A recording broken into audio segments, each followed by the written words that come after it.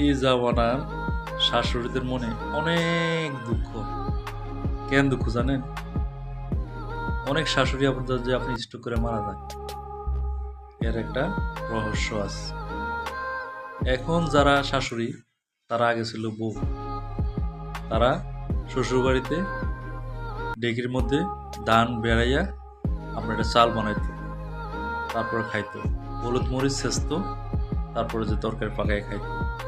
এখন তাদের মনে অনেক আশা যে তারাও একদিন যখন শাশুড়ি হবে তাদের বউদের কীভাবে সাইজ করবে, মরিচ যেভাবে ছেঁচে, হলুদ যেভাবে ছেঁচে, তারাও একদিন তাদের বউকে, তারা যেহেতু শোষিত, তারা ওইভাবে ছেঁচবে। কিন্তু এই জমানায় আইসা বউর ছেঁচবেন আপনি, আপনার কপালে শান্তি নেই, আপনি ভাত খাইতেন না, বুঝছেন নি? এই কারণে এখন শাশুড়িরা, অনেক শাশুড়ি এখন স্ট্রোক করে মারা যায়। কথাটা বুঝছেন?